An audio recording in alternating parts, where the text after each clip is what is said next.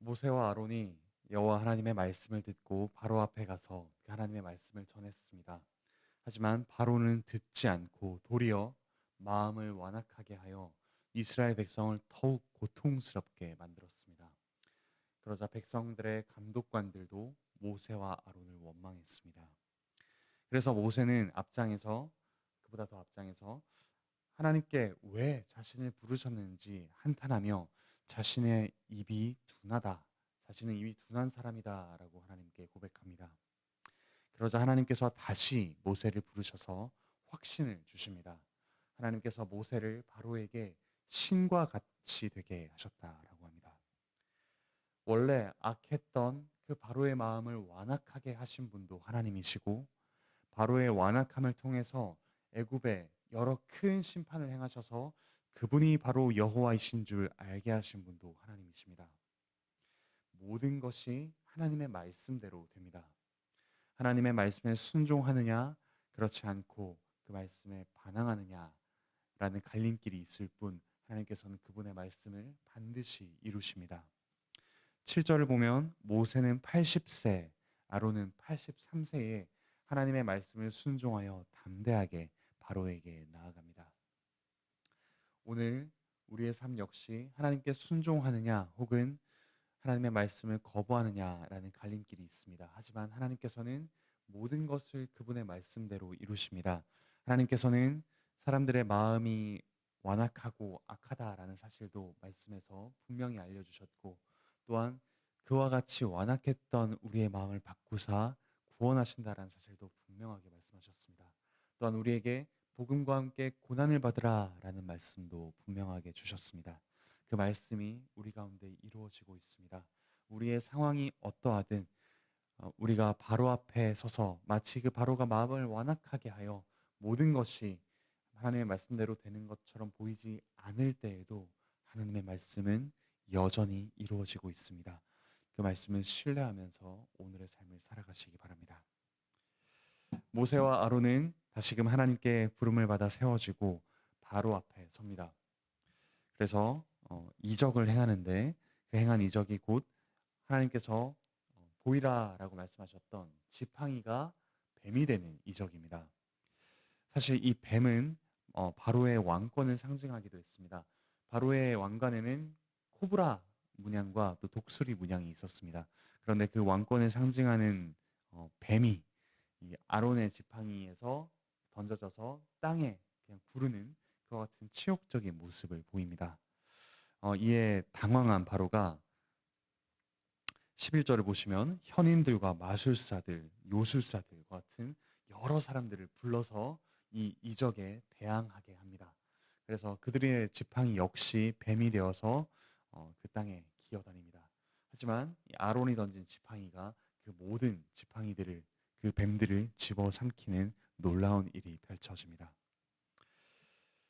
어, 하지만 여전히 바로의 마음이 하나님의 말씀처럼 완악하게 되어서 이 이적을 보고도 돌이키지 않습니다.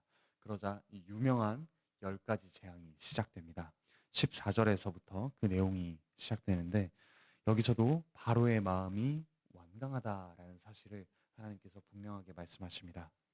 그러자 하나님의 말씀을 듣고 모세는 아론을 시켜서 그 지팡이로 나일강을 치게 합니다. 그러자 급격한 변화가 일어납니다. 물이 단순히 핏빛으로 변하는 것이 아니라 실제로 피가 되어서 그 강물이 피가 되자 물고기들이 모두 죽고 또 그 썩은 냄새가 진동하면서 애굽 사람들이 그 나일강 물을 마시지 못하게 됩니다. 단순히 나일강뿐만 아니라 그 지류들 그리고 못 심지어 그 나무와 돌 그릇으로 쓰던 그 나무와 돌에도 모든 물이 피로 변하게 됩니다. 이 나일강 그리고 물은 애굽에서 신처럼 떠받들여지던 그런 대상이었습니다. 애굽의 풍요와 또 가뭄을 관장하는 그런 신과 같은 존재를 하나님의 말씀으로 그리고 하나님께서 주신 그 지팡이로 단숨에 죽은 것으로 만들어버리는 놀라운 이적을 보여주십니다. 이 모든 것은 하나님이 바로 그 여호와이심을 드러내고 또한 바로의 마음이 완악함을 드러내셔서 그분을 구하시는 그 백성을 구하시는 하나님의 놀라운 전능하심, 그리고 백성을 돌보시는 하나님의 선하심, 그에 반하는 인간의 완악함을 보여주기 위해서입니다. 이와 같이 하나님께서 이적을 10가지를 행하심으로써 그분의 백성을 구해내는 놀라운 이야기가 이제 펼쳐집니다. 어, 사실 이 바로의 마음이 완악했다라고 하지만 바로와 같이 마음이 완악했던 이들이 바로 우리입니다. 때때로 지금도 우리 역시 마음을 완악하게 먹고서 하나님의 말씀이 이루어지는 것보다 우리의 뜻이 이루어지는 것을 더욱더 바라곤 합니다. 하지만 이제 하나님께서는 때때로 우리를 징계하심으로 우리의 완악한 마음을 돌이키기도 하시지만 무엇보다 우리가 받을 모든 심판과 형벌을 대신 받으신 그 주 예수 그리스도의 은혜를 보게 하심으로써 우리의 완악한 마음을 돌이키십니다. 예수 그리스도께서는 잔칫집에 그 마실 포도주가 부족했던 그곳에 물을 포도주로 바꾸심으로써 그곳의 결핍을 풍요로 바꾸심으로써 우리에게 진정한 풍요로움, 진정한 축제를 보여주신 분이십니다.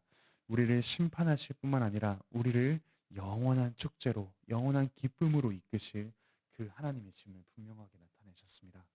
완악한 우리 마음 가운데 성령 하나님께서 오셔서 이제 바로와 같이 하나님의 말씀을 거역하는 것이 아니라 우리에게 행해진 놀라운 구원을 보게 하시고 예수 그리스도께서 이루신 놀라운 그 십자가의 은혜 또한 부활의 은혜 가운데 살아가게 하십니다. 그러므로 사랑하는 형제자매 여러분, 우리의 마음을 완악하게 하여 하나님을 대적하지 맙시다. 또한 우리가 하나님의 말씀을 순종할 때 바로와 같이 마음이 완악한 이들이 우리에게 핍박을 가할 때 혹은 상황이 우리의 순종처럼 또 순종에 호응하지 않을 때 낙담하지 맙시다. 하나님의 말씀이 이루어짐을 확인하며 확신하며 하나님의 말씀에 순종하며 나아갑시다. 그때 우리 안에서 우리의 마음을 바꾸시는 성령 하나님께서 그 말씀으로 우리에게 확신을 주시며 그 말씀이 이루어짐을 확인하게 하실 것입니다. 우리의 나이가 아직 이 모세와 아론처럼 80세, 83세가 되지 않았습니다. 하지만 우리 역시 담대하게 마음을 먹음으로써 80세에도 83세에도 순종하였던 모세와 아론처럼 담대하게 우리의 일상을 마주하기 바랍니다. 그리고 우리의 상황이 어떠하든 말씀을 반드시 이루시는 하나님과 교제하며 또 그분의 전능하심, 신실하심을 맛보아 누리는 모든 형제자매 되시기를 바라고 축복합니다. 기도드리시겠습니다. 하늘에 계신 우리 아버지 하나님, 하나님께서 이 구약의 놀라운 출애굽 사건을 통해서 저희에게 하나님이 여호와이신 줄 알게 하십니다. 또한 하나님께서 그 백성을 돌보사 반드시 구원해 내시는 전능하시고 신실하며 선하신 하나님이심을 저희에게 알게 하여 주시니 참으로 감사드립니다. 저희는 바로처럼 마음이 완강하여 하나님께 향하기를 거절하고 거부하며 자기의 뜻대로 살고자 하던 이들이었습니다. 그러나 이런 저희를 불쌍히 여기시어 그 아들 예수 그리스도를 보내어 하나님의 말씀이 반드시 이루어지며 또한 저희를 구원해 내시는 하나님이신 줄 알게 하시니 참으로 감사드립니다. 저희가 그 하나님의 말씀 앞에 저희의 완강한 뜻을 꺾고 저희 안에 오신 성령 하나님의 인도하심에 순종하며 하나님의 말씀을 따라 살길 원합니다. 저희에게 담대함을 허락하여 주시고 하나님의 말씀이 이루어지는 것을 보고 또한 순종하며 그 말씀을 확신하며 살아갈 수 있도록 은혜를 더하여 주시옵소서. 몸과 마음의 여러 가지 문제로 힘들어하는 주님의 백성을 주께서 돌아보시고 그들을 회복시켜 주시옵소서. 또 직장과 취업과 이직의 문제로 여전히 씨름하고 있는 이들 주께서 그들의 삶을 선하게 인도하심을 확신하며 오늘 주님의 말씀에 주님의 뜻에 순종하게 하여 주시옵소서.